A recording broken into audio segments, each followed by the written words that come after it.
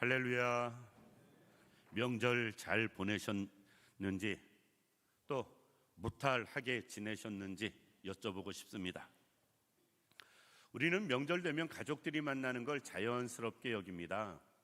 평상시에 만나지 못하던 자녀들도 또는 가족들도 우리는 명절 되면 쉽게 볼 수 있는 모습을 보게 됩니다. 명절이 꼭 그랬으면 좋겠어요.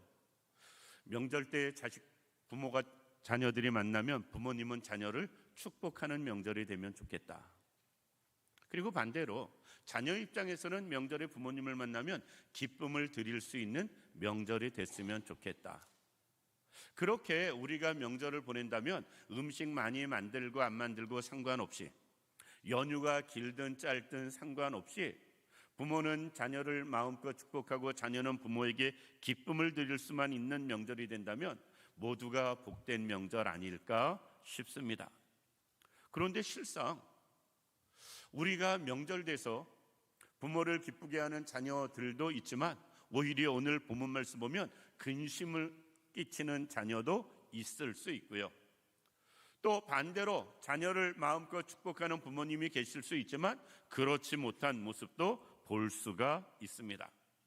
이것은 꼭 우리가 육신적으로뿐 아니라 영적으로도 한번 생각해 보면 좋겠습니다. 우리는 하나님을 믿는 하나님의 자녀들이거든요. 명절에 부모님을 만나듯 우리는 매 주일 주 앞에 나와 주님을 만납니다.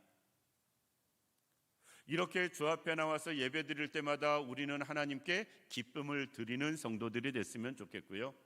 하나님은 우리를 복 주시는 성도들 되었으면 좋겠습니다. 그래서 1년에 한 번밖에 없는 설 명절, 그것이 아니라 우리는 매 주일이 주 안에서 명절되어서 하나님은 우리를 축복하시고 우리는 하나님께 기쁨을 드리는 날이 매 주일 되면 얼마나 좋을까 하는 생각을 해보게 되었습니다. 따라서 우리가 육신적으로도 부모님을 기쁘게 해드리는 자녀들 되어야 되겠지만 우리가 하나님 앞에서 지혜로운 자녀, 즉 하나님을 기쁘시게 해드리는 자녀 되어서 하나님이 주시는 매 주의 복을 받아 누리며 세상을 살아간다면 세상의 여러 가지 어렵고 힘든 상황이라도 우리는 이 땅에서 승리하며 살 수 있고요, 주님이 주시는 은혜, 복을 누리며 살 수 있을 것 같습니다. 그래서 특별히 육신적으로가 아닌 영적으로 하나님 앞에서 지혜로운 자녀는 어떤 사람일까? 말씀을 통해 생각해 보면서 우리가 하나님 앞에 지혜로운 자녀 되길 원하고요, 그로 인해서 하나님 아버지를 기쁘시게 해드리고 하나님은 우리를 복주시는, 축복하는 그런 우리들의 삶이 되기를 원합니다. 첫 번째, 하나님은 어떤 사람을 제일 기뻐하실까? 하나님이 기뻐하시는 사람은 예수를 믿는 사람들입니다. 오늘 본문에는 지혜로운 자녀를 이야기하는데 세상에서 제일 똑똑한 사람이 누구냐라고 묻는다면 저는 예수 믿는 사람이라고 말씀드리고 싶습니다. 제일 어리석은 사람이 누구냐라고 묻는다면 예수 안 믿는 사람이라고 말씀드리고 싶습니다. 성경에 보면 우리가 예수님이 십자가에 달려 돌아가실 때 양쪽에 강도도 더불어 십자가에 매달려 사형을 당합니다. 그런데 그 중에 한 사람이 주님의 나라에 임하실 때 나를 기억하옵소서 한마디로 구원받는 사람 되었어요. 그 사람처럼 제가 볼 땐 똑똑하고 지혜로운 사람 없다. 어느 사람은 이걸 이렇게 표현합니다. 야, 평생은 육신적으로 강도 생활하더니 죽을 땐 주 앞에서 천국을 빼앗는 강도 짓을 하면서 죽었다고. 우리가 표현은 어떠하든 상관없이 그 한편 강도처럼 지혜로운 사람이 없어요. 왜? 우리는 이 땅에서 어떻게 사느냐도 중요하지만 더 중요한 건 천국 백성 되느냐 못 되느냐가 제일 중요하거든요. 우리는 이 세상에서 천국 백성 되어져야 되는데 천국 백성 되는 길은 딱 하나밖에 없습니다. 예수 믿는 것. 예수 믿는 것 이외에 다른 길은 없습니다. 방법도 없고. 우리는 사람이 지혜가 있느냐 없느냐를 이야기할 때 이것을 이야기할 때가 있습니다. 준비를 잘하는 사람, 준비를 못하는 사람. 우리는 살면서 늘 다양한 것을 준비합니다. 아이들 학교 가기 전에 입학 준비하죠. 학생들 대학교 졸업할 때 되면 취업 준비를 하지요. 결혼을 해서 가정을 꾸미기 전엔 결혼 준비를 합니다. 그리고 나이 먹어서는 노후 준비를 하며 살아갑니다. 이 준비를 잘하는 사람은 입학해도 문제가 없고, 졸업해도 문제가 없고, 취직해도 문제가 없고, 가정을 꾸며도 문제가 없고, 노년이 되어도 문제가 없는데, 준비가 안 된 인생들은, 그때 닥치는 대로 일을 하는 사람들은 참 문제가 많이 발생하는 모습을 보게 됩니다. 그런데 입학 준비, 졸업 준비, 취직 준비, 결혼 준비, 노후 준비만 할 것이 아니고요, 우리는 영생을 준비하는 사람 되어져야 됩니다. 이 세상 것도 잘 준비해야 되겠지만, 그것은 혹 놓쳐도 우리는 꼭 놓치지 말고 준비해야 될 것이 천국 백성 되는 준비인 것입니다. 그것은 어떻게 하느냐? 예수 믿는 것으로 하는 것입니다. 죽음을 준비하지 못한 사람처럼 어리석은 사람이 없습니다. 이 세상의 것만 연연하다 살고서 하나님 나라를 준비하지 못한 사람처럼 불행한 사람은 없습니다. 세상에서 아무리 똑똑하다 할지라도 천국 백성 되지 못하고 이 세상 떠나는 사람처럼 어리석은 사람은 없습니다. 그러나 반대로 우리가 세상에선 크게 두각을 나타내지 못해도 하나님 백성이 돼서 이 세상을 떠나는 사람, 이 세상에선 지혜롭거나 똑똑하지 못했어도 천국 백성 되어서 주님을 만나는 사람처럼 지혜로운 사람은 없다라는 것입니다. 그런데 천국 백성 되고 하나님 자녀 되어지는 것은 다른 길이 없어요. 예수 믿는 것밖에. 주님은 예수 믿는 그것 이외에 다른 길로 천국 백성 만드는 방법을 우리에게 허락하지 않으셨습니다. 하나님께서도 다른 이름을 우리에게 주신 길이 없습니다. 오직 예수 믿는 것 하나만으로 우리는 하나님의 백성 되게 하고 천국 자녀 되게 하셨습니다.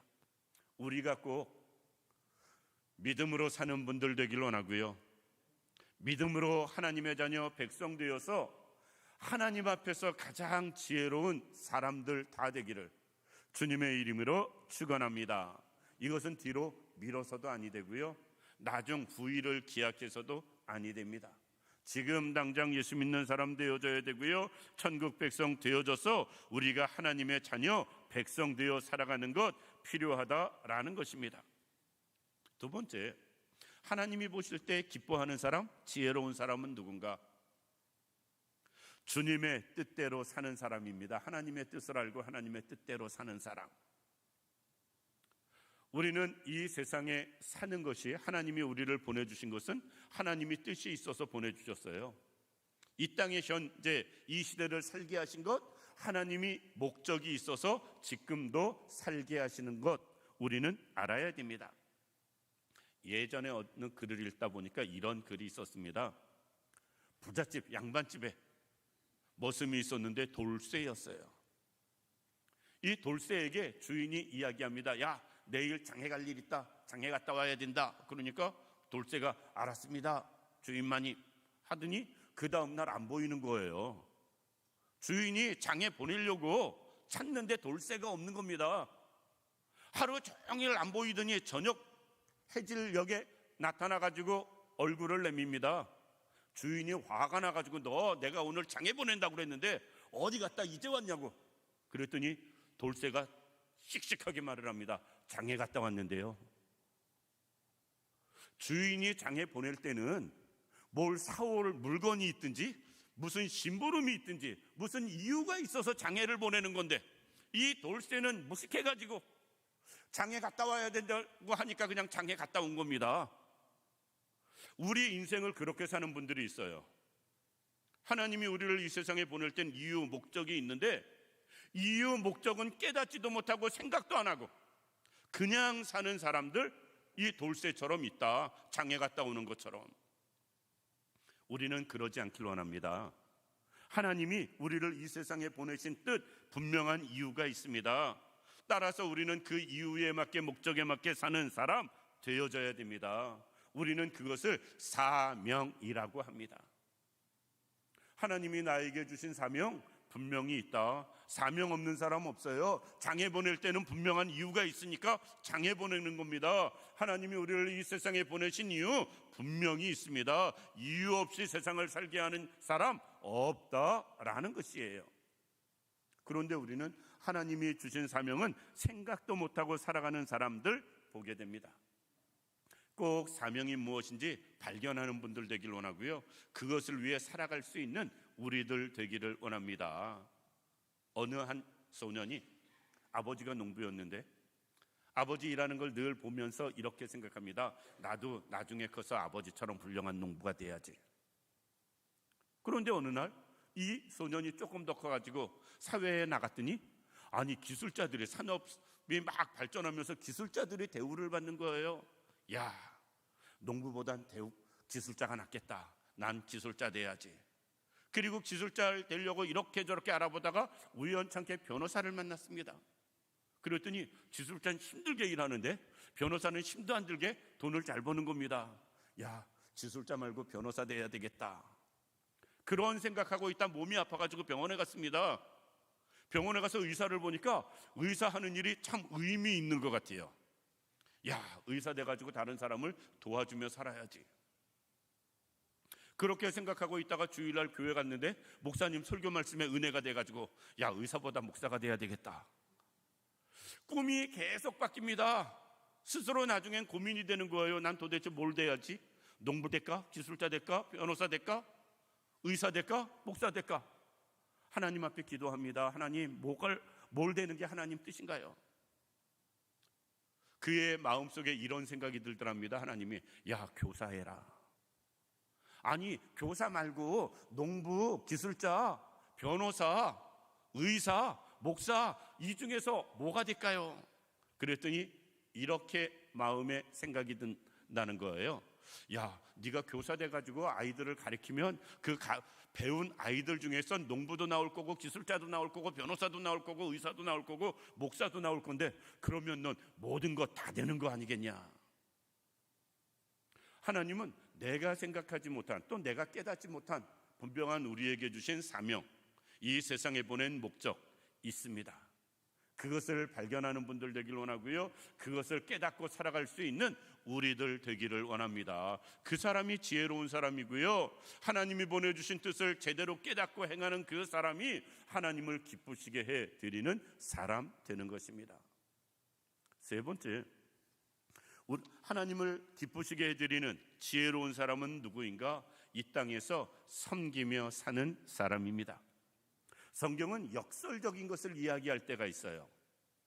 세상 사람들이 보면 그게 말이 돼 하는 것, 그리고 우리도 말을 하면서 앞뒤가 맞지 않는 그런 말씀을 성경은 하십니다. 그 대표적인 게 무엇이냐면 죽어야 산다라는 것입니다. 죽어야 산다. 우리가 예수 안에서 죽어야 새로운 생명 얻는다, 주님은 말씀하시잖아요. 십자가 앞에 나를 내려놓아야 우리는 새 생명 산다 라고 말씀합니다. 죽는데 어떻게 살아요? 죽으면 끝인데. 그런데 성경 진리는 역설적이게도 죽어야 사는 것을 말씀하고 있습니다. 또 역설적인 게 성경에는 있어요. 주는 자가 복이 있대요. 우리는 받아야 복이 있는데, 세뱃돈 주는 사람이 기분 좋겠어요? 받는 사람이 기분 좋겠어요? 애들한테 한번 물어보고 싶습니다. 세뱃돈 받아도 많이 받아야 기분 좋지, 그러지 않겠어요? 그런데 성경은 주는 자가 복이 있다고 말씀을 합니다. 우리는 그게 한편으론 이해가 돼요. 맞다, 주는 자가 복이 있다. 받는 자보다 나누며 베푸는 자가 복이 있음을 우리는 어느 정도 압니다. 그런데도 분명히 말 자체는 어떤 면에서 모순이 되어지고요, 이해하기 쉽지 않습니다. 또 하나가 섬김이에요. 주님은 그렇게 말씀합니다. 섬기는 자가 높은 자고 섬김을 받는 자는 낮아진다고. 세상의 기준은요, 낮은 자가 높은 자를 섬깁니다. 그런데 주님은 높은 자에게 낮은 자를 섬기라고 말씀을 하십니다. 그러면서 선생인 주님이 제자인 사람들의 발을 씻겨주시는 모습을 보게 됩니다. 그러면서 주님은 이렇게 말씀하세요. 내가 주와 선생된 자로 너희에게 본을 보였으니 너희도 가서 이같이 하라라는 것입니다. 섬기며 살아라라는 것이에요. 진정 높은 사람은 섬기는 사람이 높은 사람이다, 주님은 말씀하시고요. 또 섬기는 사람을 높여주신다라고 말씀하고 있습니다. 주님은 말씀뿐이 아닙니다. 마태복음 20장 28절 말씀 보면 이렇게 말씀합니다. 인자가 온 것은 섬김을 받으려 함이 아니라 도리어 섬기려 하고 자기 목숨을 많은 사람의 대속물로 주려 함이라. 즉 가장 높으신 주님도 섬기며 사셨다라는 것입니다. 따라서 우리가 이 세상 살면서 하나님의 뜻대로 사는 것, 하나님을 기쁘시게 하는 삶의 모습, 섬기며 사는 것입니다. 하나님의 진리는 역설적인데 우리는 자꾸 반대로 섬김을 받으려 하고요, 인간적으로 높아지려고만 합니다. 남들에게 인정받기를 원하고요, 남들이 인정해 주지 않으면 서운해하고 섭섭해하는 모습을 볼 수가 있습니다. 그리고 남들이 나를 높여주지 않으면 그것 때문에 시험 드는 일들도 쉽게 볼 수가 있습니다. 우리가 그런 모습으로는 하나님을 기쁘시게 해드릴 수 없다. 반대로 우리가 열심히 섬기며 사는 삶을 주 앞에서 행할 때에 주님은 우리를 보고 기뻐하신다. 주님을 기쁘시게 해드리는 삶의 모습은 섬기는 삶임을 우리가 기억할 수 있기를 원합니다. 사람은 높아지려는 마음 어쩔 수 없습니다. 누구에게나 다 있습니다. 하와에게 뱀이 찾아와서 선악과 따먹으라고 말할 때, 선악과 따먹어 이야기할 때 하와가 바로 쏙 따먹질 않아요. 나중에 뱀이 이렇게 말을 합니다. 선악과 따먹으면 눈이 밝아져서 너희도 하나님처럼 될 거야. 하나님처럼 된다는, 교만해지는, 높아진다는 그 말에 아무 생각 없이 따먹는 모습을 보게 됩니다. 인간은 본능적으로 높아지기를 원하는 모습 볼 수 있다. 따라서 높아지기를 원하는 우리는 섬김의 삶이 쉽지가 않습니다. 그러나 주님이 원하시는 삶은 스스로 낮아져서 많은 사람을 섬기며 살아가는 것, 이것이 주님이 원하시는 삶이시고요, 하나님이 기뻐하시는 생활인 것입니다. 우리가 그럴 수 있기를 원합니다. 하나님 앞에 하나님이 기뻐하시는 삶, 즉 섬김의 삶을 살아가는 우리가 되기를 원하고요, 내가 세상에 높아져서 출세하고 성공한다, 삶의 목표가 그것이 아니라 내가 무엇이 되든 한 사람이라도 더 많이 섬기고 잘 섬기기를 원하는 그 삶을 우리가 목적으로 삼을 수 있기를 원합니다. 그럴 때 하나님은 기뻐하신다라는 것입니다. 마지막으로 하나님이 기뻐하시는 삶은 성령이 인도하시는 대로 따르는 삶이에요. 성령님은 하나님의 깊은 것까지 통찰하시는 하나님의 영이십니다. 그 성령님은 우리와 함께 하시고 우리를 인도하시는 분이십니다. 로마서 8장 14절에는 이렇게 말씀합니다. 무릇 하나님의 영으로 인도함을 받는 사람은 곧 하나님의 아들이라. 하나님의 자녀, 하나님을 기쁘시게 해드리는 사람의 삶은 무엇이냐? 성령이 인도하시는 대로 사는 거예요. 이 땅의 모든 사람들에게 공평하게 주어진 것이 있습니다. 그것은 무엇이냐면 인생은 단 한 번뿐이라는 거예요. 인생은 단 한 번뿐이라는 겁니다. 인생을 두 번 사는 사람은 없습니다. 죽으면 이 세상의 삶은 끝입니다. 그런데 한 번뿐인 삶이다 보니까 생기는 문제가 있어요. 경험자가 없어요. 경험자가 없습니다. 내가 왕년에 살아봤더니 이게 없어요. 내가 3000년 전에 한번 살아봤었는데 이게 없습니다. 인생은요, 누구나 다 초보입니다.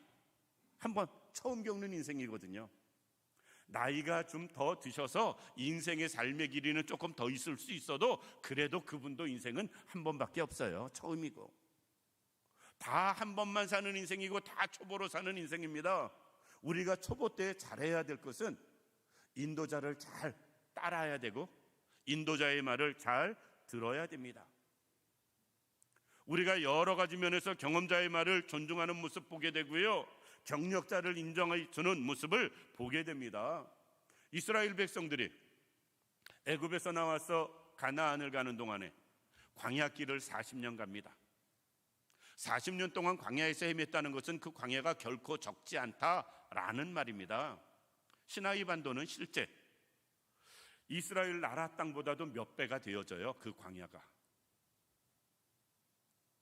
그러니까 사실 이스라엘 백성들은 430년 동안 애굽에서 종살이하다가 광야로 나왔기 때문에 광야를 걸어본 사람이 한 사람도 없는 겁니다. 지금 태어난 사람들 중에 애굽에서 홍해를 건너온 사람 중에 광야가 경험 있는 사람이 없어요. 그 광야를 지나가 보고 길을 아는 사람이.